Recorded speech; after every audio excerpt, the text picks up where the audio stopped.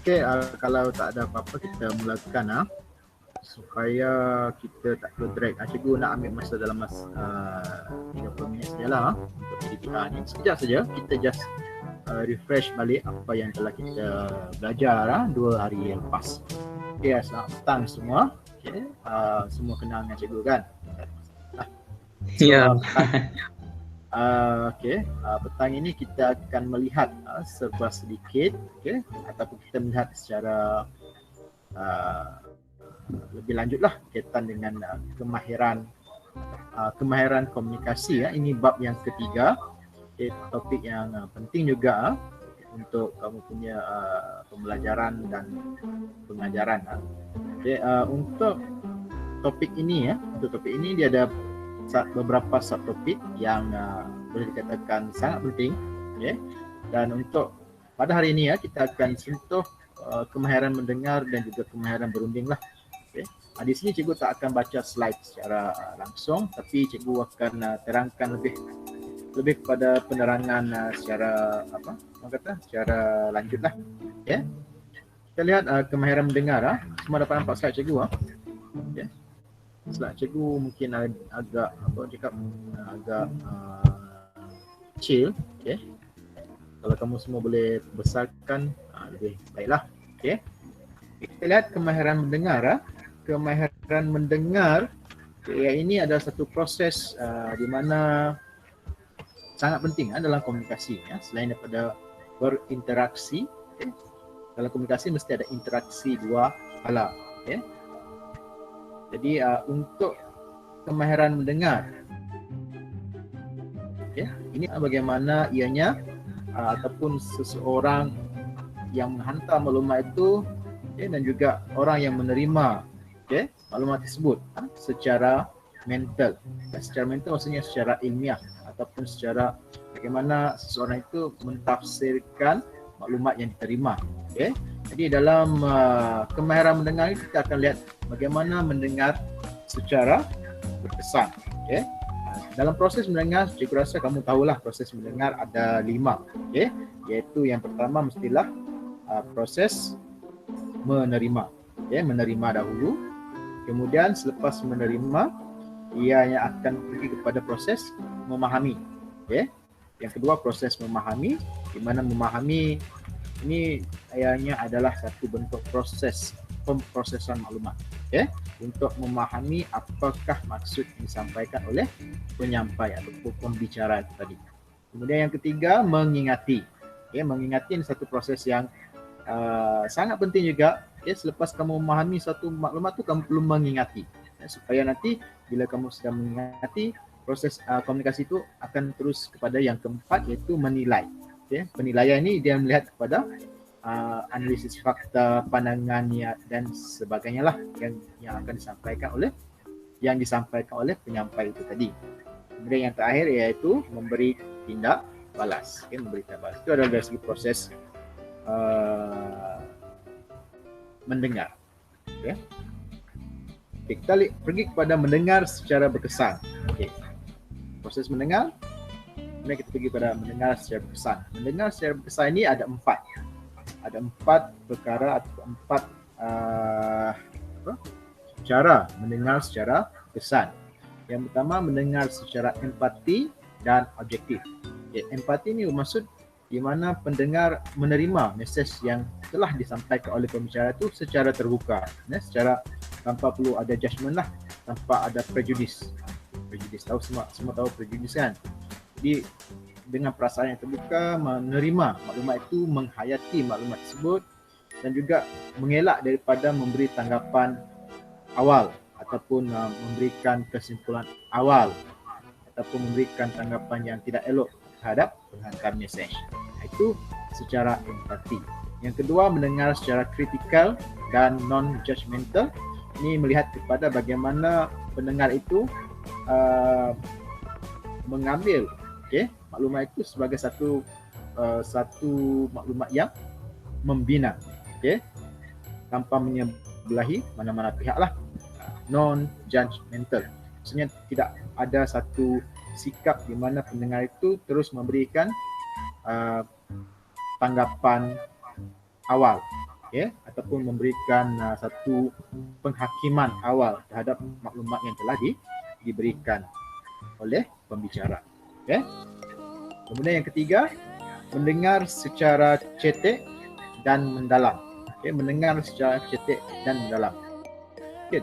Dalam konteks mendengar ini, pelajar, kita sebagai manusia yang sentiasa berinteraksi, kita akan mendengar.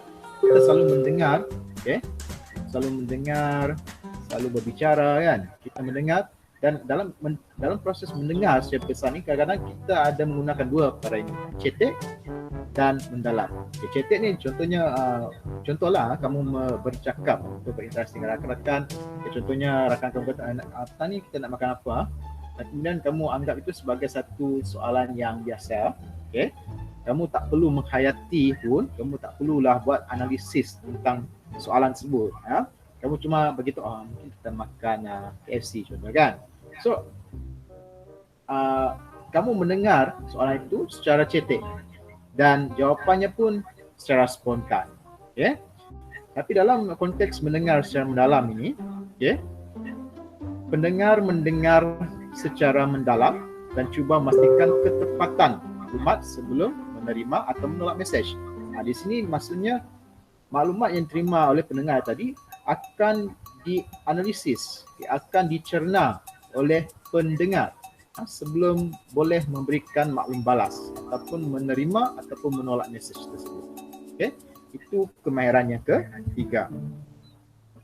Ada tiga kemahiran tadi, mendengar secara berkesan. Kemudian kita pergi kepada mendengar secara aktif. Bagaimana mendengar secara aktif? Ada tadi mendengar secara berkesan. Kemudian yang seterusnya mendengar secara aktif. Aktif ni kamu tahulah bagaimana menjadi seorang yang aktif, kan? Bagaimana nak menjadi seorang pendengar yang aktif. Jadi untuk menjadi seorang pendengar yang aktif, di sini ada beberapa teknik. Di sini ada 3 teknik saja diberikan. Jadi yang pertama adalah mengulang maksud pembicara. Mengulang maksud pembicara. Di sini kita boleh lihat bagaimana apabila seorang itu memberi tahu maklumat sebagai contoh, kan. Jadi kamu perlu mengulang kembali apa yang telah disampaikan oleh pembicara tadi dengan maksud kamu. Sama ada kamu memahami apa yang telah didengar oleh pendengar tadi. Itu menunjukkan bahawa pendengar tersebut mempunyai minat terhadap proses mendengar secara aktif. Macam kamu sekarang lah. Kamu sekarang sedang mendengar secara aktif. Cikgu harap kamu semua mendengar secara aktif pada petang ini, Kemudian yang kedua, meluahkan kefahaman. Meluahkan kefahaman maksudnya setelah mendengar secara aktif ataupun mendengar daripada pembicara, maka pendengar itu perlu meluahkan kefahaman yang daripada mesej yang disampaikan oleh pembicara. Luahan kefahaman ini boleh dalam bentuk pelbagai, dan salah satunya yang paling mudah kita tahu adalah secara verbal. Secara verbal, di mana pendengar itu akan selain mengulang maksud pembicara, meluahkan kefahaman. Maksudnya pendengar itu faham apa mesej yang disampaikan oleh pembicara yang didengar oleh pendengar. Yang ketiga, menanya soalan. Menanya soalan ini salah satu daripada cara bagaimana pendengar itu mendengar secara aktif ataupun tidak. Di sini pendengar mengaju soalan tentang perkara yang dianggap mengelirukan bagi mengelakkan salah faham. Maksud di sini ialah apabila terdapat maklumat-maklumat yang agak mengelirukan ataupun yang sukar untuk difahami oleh pendengar daripada pembicara, maka pendengar boleh mengajukan soalan terhadap perkara yang dianggap mengelirukan. Jadi ini adalah satu proses di mana ianya adalah mendengar secara aktif. Mendengar secara aktif. Alright, ini adalah 3 teknik mendengar secara aktif. Ada pertanyaan setakat ini? Kalau ada sila tanya. Kita petang ini lebih kepada sesi penerangan sahaja.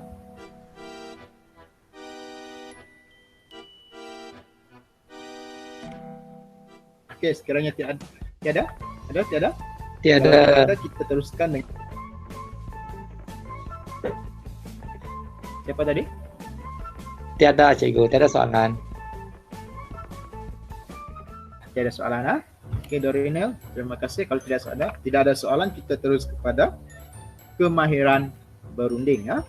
Kemahiran berunding ini sudah juga cikgu berikan beberapa soalan semalam, ha? Secara pool, ha? Question pool, dan ramai juga yang menjawab tahniah, okay? Cuma dalam kemahiran berunding ini, okay, perlunya kamu mengetahui apa yang dimaksudkan dengan perundingan. Okay? Apa yang dimaksudkan dengan perundingan. Bila sebut sebagai perundingan, kamu dapat membayangkan bahawa berunding ini melibatkan dua pihak. Okay? Seharusnya melibatkan dua pihak, di mana ianya perlu dijalankan sama ada secara langsung ataupun tidak langsung bagi tujuan untuk mencapai persetujuan bersama. Okay? Itu adalah kemahiran berunding. Okay, di mana ianya perlu dilakukan untuk mencapai persetujuan yang sama antara kedua-dua belah pihak. Okay? Alright. Jadi dalam kemahiran perundingan ini ada prinsip berunding. Prinsip berunding. Okay? Prinsip berunding ini ada 4. Okay? Yang pertama ialah tumpuan kepada minat. Okay? Tumpuan kepada minat dan bukan kedudukan. Okay. Yang kedua, asingkan manusia daripada masalah. Yang ketiga, jana pelbagai pilihan. Dan yang keempat, guna kriteria yang objektif dan boleh diterima. Okey, kita lihat satu persatu ya. Yang pertama, tumpuan kepada minat dan bukan kedudukan. Okey, maksudnya di sini ialah di mana tumpuan semasa perundingan adalah melihat kepada sama ada kedua belah pihak itu berminat untuk berunding terhadap sesuatu perkara. Okay? Dan bukan kepada kedudukan saja. Kedudukan ini maksudnya mungkin dari segi aspek siapa orang itu. Okay? Tapi lebih kepada minat antara kedua-dua pihak tersebut. Sebagai contoh, kalau kedua-duanya berunding untuk mencapai kata sepakat untuk proses pembelian, jual beli kenderaan sebagai contoh. Jadi mereka melihat pada minat. Ya, bukannya kedudukan, adakah orang itu kaya kah, adakah orang itu miskin kah, tidak. Dia melihat kepada minat. Ya. Kemudian dalam tumpuan kepada minat dan bukan kedudukan ini juga ianya harus melihat kepada perkara yang benar-benar diperlukan, yang diperlukan dalam perundingan tersebut, bukan apa yang dimahukan. Ya. Perlu atau tidak perundingan ini dibuat. Tanya mahu buat tak? Okay? Perlu, keperluan. Jadi di sini perunding perlu mencari penyelesaian agar sesuatu masalah itu dapat bukan saja memuaskan pihak yang satu pihak saja, tapi memuaskan kedua-dua pihak. Okay? Itu dalam aspek tumpuan kepada minat dan bukan kedudukan. Yang kedua, asingkan manusia daripada masalah. Okay, ini kita tahu di mana dalam perundingan kita nak mengasingkan manusia daripada masalah. Okay, apa maksudnya? Di sini kita nak melihat dalam perundingan perlulah berunding tentang perkara pokok saja. Okay?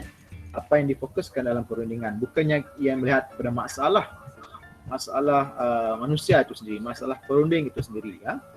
Mungkin semasa perundingan mungkin salah seorang daripada yang berunding itu kata, saya ada masalah kewangan. Jadi itu bukannya satu kaedah yang sesuai untuk berunding. Sebab masalah kewangan ni di pihak yang lain mereka tidak kisah pun sama ada kamu ada masalah kewangan atau tidak. Tapi perundingan tetap dijalankan tanpa mengambil kira hal-hal peribadi. Okay? Itu yang pertama, hal peribadi. Juga haruslah mengetepikan perasaan, emosi. Dalam berunding ni kadang-kadang mungkin ada tensionnya ataupun ada tekanannya. Okay? Di mana mungkin satu pihak lagi dia lebih kepada aspek psikologi untuk mendapatkan kepentingan sendiri. Jadi kadang-kadang ada bermain dengan emosi lah. Jadi perkara-perkara ini perlu dielakkan. Ya, daripada berlaku berlaku lah tingkah manusia daripada masalah. Yang ketiga, menjana pelbagai pilihan ataupun jana pelbagai pilihan. Alright, dalam yang ketiga ini jana pelbagai pilihan, ianya lebih kepada di mana dalam perundingan perlulah mencari alternatif, alternatif ataupun pilihan lain. Bagaimana hendak memastikan proses perundingan itu mencapai kata sepakat. Seperti yang cikgu bagi tahu kamu awal-awal tadi, kalau gagal, tak semestinya kamu gagal dalam kehidupan. Dan cara belajar pun sama. Waktu nak belajar tu jangan kamu hanya fokus pada satu cara pembelajaran. Kamu boleh lebih kepada flexibility. Kamu pelbagaikan kaedah pembelajaran kamu, supaya kamu dapat mencari satu teknik pembelajaran yang lebih berkesan kepada kamu. Bukan hanya setakat membaca buku, membaca nota saja, tidak mencukupi. Tapi cara kamu, kaedah yang macam mana yang kamu boleh dapat menerima ilmu itu dengan baik. Sebab itulah kadang-kadang cikgu bagi kamu dalam bentuk video, dalam bentuk soalan pun, dalam bentuk quiz, supaya kamu boleh tahu di mana kemampuan kamu untuk menerima. Itu adalah satu pembelajaran, satu pembelajaran yang perlu kamu kenal pasti sendiri. Cikgu tak tahu bagaimana cara pembelajaran kamu. Kita pergi kepada topik pertama, iaitu jana pelbagai pilihan. Di mana dalam jana pelbagai pilihan ini maksudnya kedua-dua pihak tidak harus terlalu menumpu ataupun tertumpu ataupun bergantung pada satu pilihan saja. Mesti ada pelbagai pilihan lah. Kalau pilihan A ni tak menjadi, pergi kepada pilihan B. Kalau pilihan B ni tak menjadi, pergi kepada C. Sehinggalah ianya mencapai kepada kesepakatan perundingan. Kemudian yang keempat, guna kriteria yang objektif dan boleh diterima. Dalam aspek ataupun prinsip yang keempat ini, ianya melihat kepada objektif ataupun kehendak perundingan tersebut. Kehendak perundingan tersebut di mana apakah tujuan perundingan antara kedua pihak itu. Dan adakah objektif tersebut ataupun tujuan ataupun matlamat perundingan itu boleh diterima oleh kedua-dua pihak. Jadi dalam memastikan objektif perundingan itu diterima, kadang-kala sikap flexibility juga diperlukan, tetapi tidak boleh terlalu fleksibel. Sebab kita dalam perundingan ini perlu juga melihat kepada objektif, objektif dan juga matlamat perundingan tersebut. Alright. So itu dalam aspek prinsip berunding. Dan elemen-elemen, kita pergi kepada elemen-elemen perundingan. Dalam elemen-elemen perundingan pula, ada 7 elemen perundingan. Dalam buku kamu sepatutnya ada 7. Yang pertama, maklumat. Maklumat. Yang kedua, masa. Yang ketiga, kuasa. Yang keempat, etika. Yang kelima, budaya. Yang keenam, pelaku ataupun personality. Dan yang ketujuh, sosial. Alright. Ada 7 elemen perundingan. Kalau cikgu nak terangkan satu-satu ni mungkin kamu kurang memahami. Tapi secara ringkasnya cikgu boleh berikan sedikit penerangan. Yang pertama dari segi maklumat, semasa perundingan maklumat perlulah berkualiti, perlulah lengkap. Berkualiti maksudnya lengkap, tepat, relevan dan mencukupi. Itu aspek penting lah, sangat penting masa membuat perundingan. Maksudnya kedua-dua pihak mesti ada maklumat yang berkualiti, relevan, mencukupi, tepat dan jelas. Kemudian yang kedua, masa. Semasa perundingan, masa sangat penting. Kenapa? Sebab kadang-kadang timeline ataupun jangka masa perundingan itu ada mungkin mengambil masa yang panjang ataupun mungkin mengambil masa yang pendek. Jadi ianya bergantung kepada masa. Jadi kecukupan maklumat itu juga bergantung kepada masa perundingan. Jadi dalam masa perundingan ini mestilah sesuai dan mencukupi. tepat mengikut masanya dan tidak boleh ada delay ataupun penangguhan lah dalam aspek perundingan. Yang ketiga, kuasa. Dalam perundingan mesti ada juga kuasa. Dan kuasa ini cikgu rasa sudah dipelajari dalam bab 1. Kita ada kuasa legitimate power, kan? Kuasa sah, kuasa rujukan, kuasa perpakaran, kuasa desakan. Okay? Jadi dalam aspek perundingan ini kita menggunakan kuasa rujukan dan kuasa kepakaran. Ini dua kuasa yang sangat penting lah untuk perundingan. Tidak boleh menggunakan kuasa desakan sepatutnya. Sebab kalau desakan ianya lebih kepada mendesak seseorang, dan kalau diikutkan dalam aspek perundangan, apabila seseorang itu mendesak seseorang itu untuk memasuki perundingan, maka ianya akan menjadi tidak sah. Okay? Tidak sah. Alright? Okey, kuasa rujukan dan kuasa kepakaran. Di setiap individu atau pihak yang menjalankan perundingan itu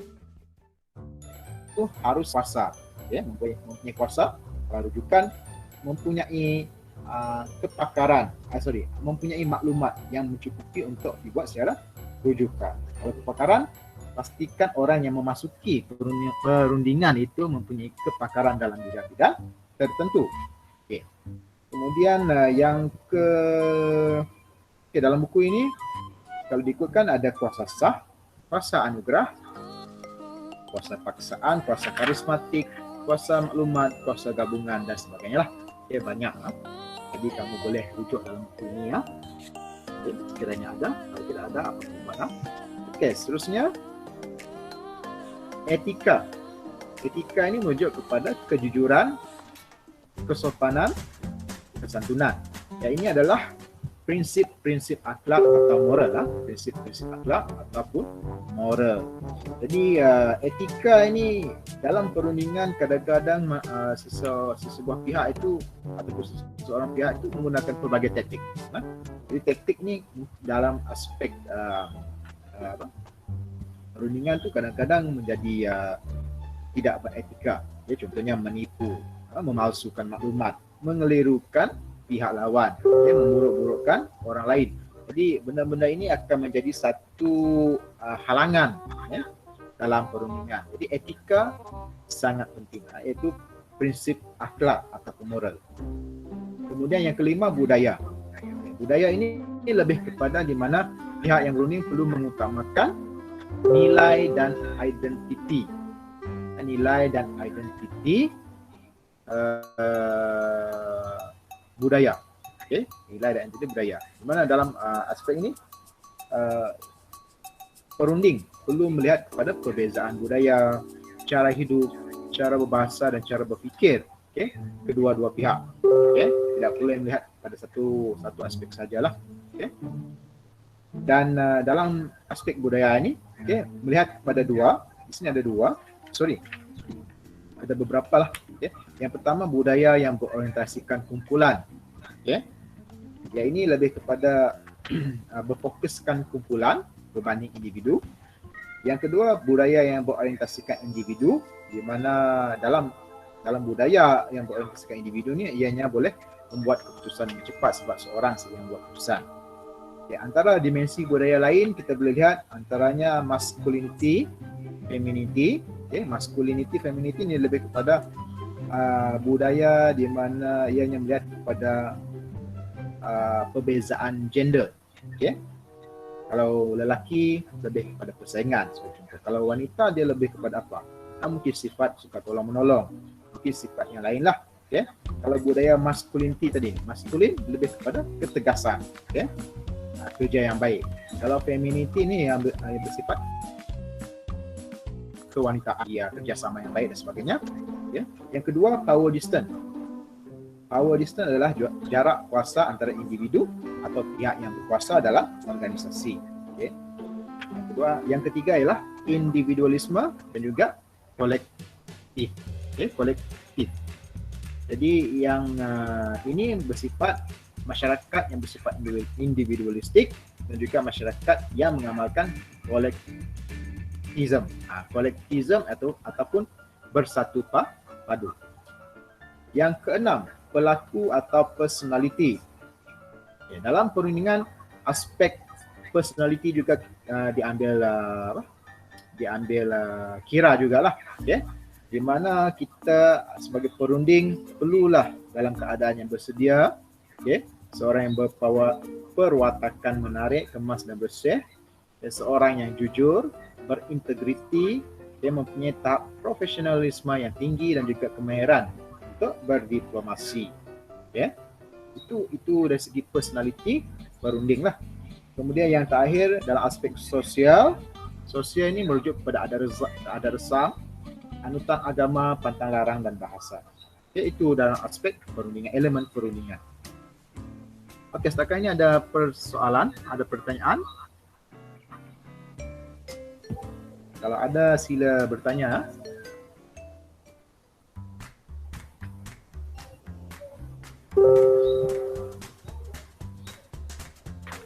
Tiada. Okey, yang terakhir. Okey, terima kasih ya. Semua respon. Kalau tidak ada, kita teruskan. Okey, tahap perundingan dan juga strategi dan taktik perundingan. Okey, ini cikgu minta kamu baca semalam kan, fahami ya. Fahamkan tahap perundingan dan juga strategi dan taktik perundingan.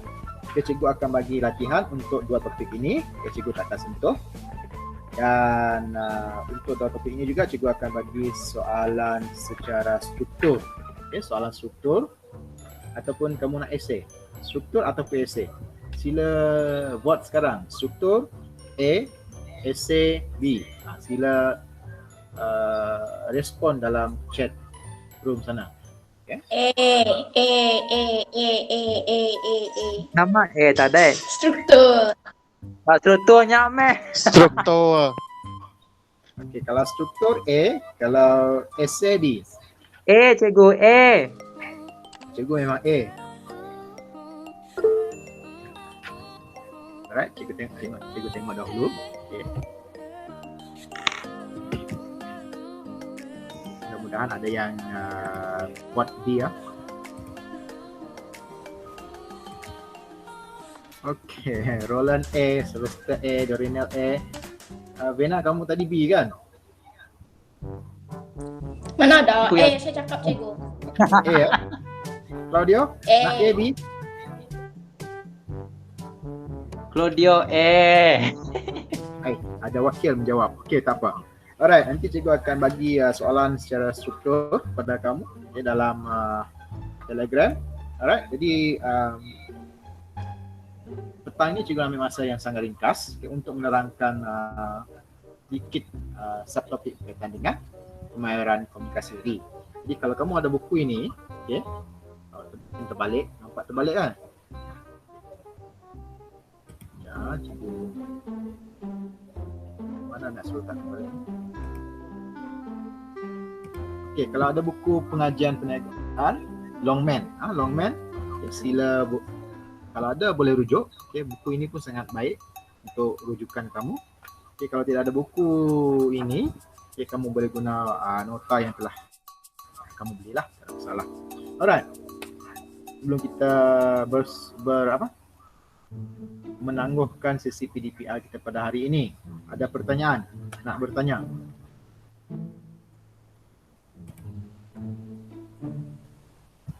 Mungkin ada soalan?